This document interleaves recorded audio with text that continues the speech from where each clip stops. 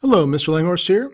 Today our topic for Unit 2 is tighter British control. We're going to begin talking about the process by which the colonists begin to think of themselves as not really wanting to be part of the crown and wanting to become a little bit more independent. So we're going to kind of dive into that today a little bit and talk about the beginnings of why they would actually want to break away from the crown. So first of all, our story is going to begin with the French and Indian War. This is taking place between 1754 and 1763. It's a war fought between England and France, longtime rivals. They fight a variety of wars against each other. England wins this war, and the most important thing for us to understand here is that this gives England complete control over North America. So when you look at a map of North America, you'll see that the English now control a very large piece of land, okay? Now, one of the surprising things that happens after the war is that the king issues a proclamation in 1763 called the Proclamation Line of 1763. And you can see this line here along the white here.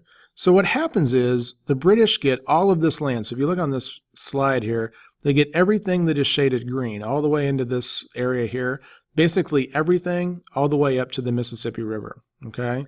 Now, the king then says, well, we don't really want you guys to settle on the western part of this line, so he doesn't want people over here. And one of the major reasons is it's becoming really expensive to protect settlers as they get further and further away from the coast.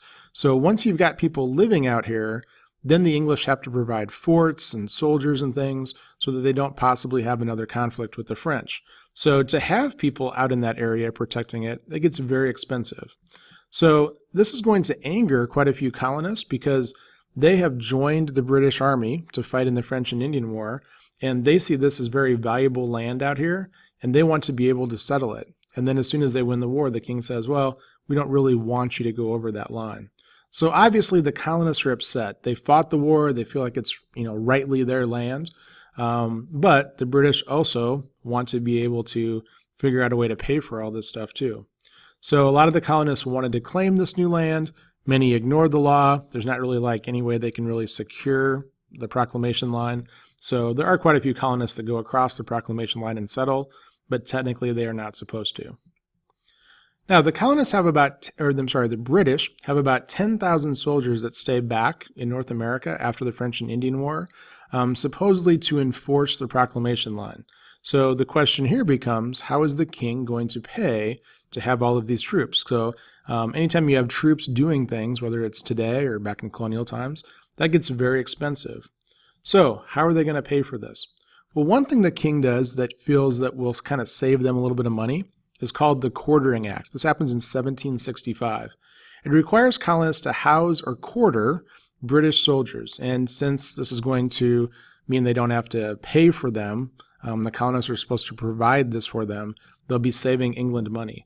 Now, this does not mean that they're going to be going into your house and staying in your room and all that kind of stuff, but it does mean that the cities have to find a place for them to stay.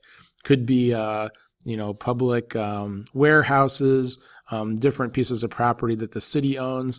So in many cases, this is not going to be a private citizen, but if the city has to come up with that, that's going to trickle down to the average citizen in cost. The next thing that happens is the Sugar Act of 1764. This is the beginning of a series of taxes that are going to be placed on items that colonists are going to have to pay for. So this is a tax on both sugar and molasses. Molasses is that very heavy, dark, liquidy, almost syrupy type stuff. And if you get caught smuggling this, meaning that you're selling it without charging the tax, there's a very strict punishment. I believe at one point it's even punishable by death. Okay, so the Sugar Act is the first one in a series of acts or taxes that are placed on the colonists. The second is a Stamp Act. Now this requires all legal and commercial documents to carry an official stamp showing that a tax had been paid. So newspapers, wills, even things like playing cards, any kind of documents, those had to have a seal attached to it that shows that you paid a tax. Now, this is going to affect everybody. Now, some of these taxes are only going to affect maybe people of privilege and wealth and stuff, but think about all the different things that people use that are paper.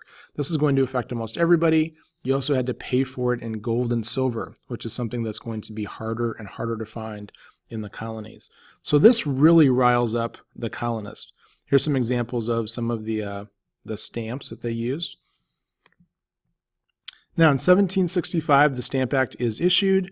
It's a direct tax, so it's going to affect all colonists. And this is an important part. The English Parliament voted on the taxes. There's no representation by colonists in this vote. So this is going to be one aspect that really gets them upset, is the fact that they are being charged taxes that they have no representation in voting in, okay? So this is what's going to get them pretty upset. So what do? They protest. So when you boycott an item, you refuse to buy the British goods. So one of the interesting things about a tax is if they tax a particular item, you only pay that tax if you buy that particular item. So people begin to boycott things, not use as much sugar, try to not use as much paper, things like that. Here's a political cartoon of the day showing how the colonists feel about the taxes. It's kind of like a fake funeral procession for the British taxation. So groups begin to form that are going to protest against these taxes. And one of them, probably the most famous one, is the Sons of Liberty. This is an example of one of their flags. Okay, so they begin to organize protests. They begin to help people boycott things. But they're also a secret group, so they meet in secret, and they never release their rosters and stuff like that. So it's a very secret group, but they're working against the British. Here's a picture of them having a secret meeting, and we'll talk in class about some of the ways that they met in secret and tried to keep the names of everybody secret. Now, we also know today, though, that the British had people in the Sons of Liberty that were essentially spies, and we're going to talk a lot about spies in this unit too. So Parliament responds once people begin to protest. They repeal, which means that they do away with the Stamp Act, in 1766. So there's very, very little taxation actually brought in from the Stamp Act. The boycotts and the protests are so quick and fast, and the British decide to do away with it so quickly that in a lot of cases the Stamp Act is never actually fully enforced. So Parliament does away with the Stamp Act, but they do say we do have supreme authority to govern the colonies, and there are going to be more taxes to follow. So even though we're going to get rid of this one, we are still going to tax you in the future. So one of the ways that I like to look at this is if you get grounded by your parents, maybe you can't go to the football game on Friday night because you did something. If you whine and whine and whine on Wednesday and Thursday, and then finally your parents on Friday morning say, well, we're not going to enforce it. We're going to let you go to the football game tonight, but we want you to remember we still have the ability to ground you in the future.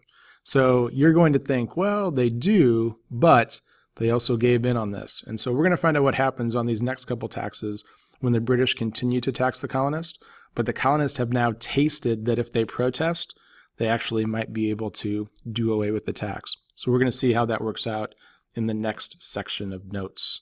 So that is our notes on Unit 2, Tighter British Control. Let's find out what happens in the next set of notes.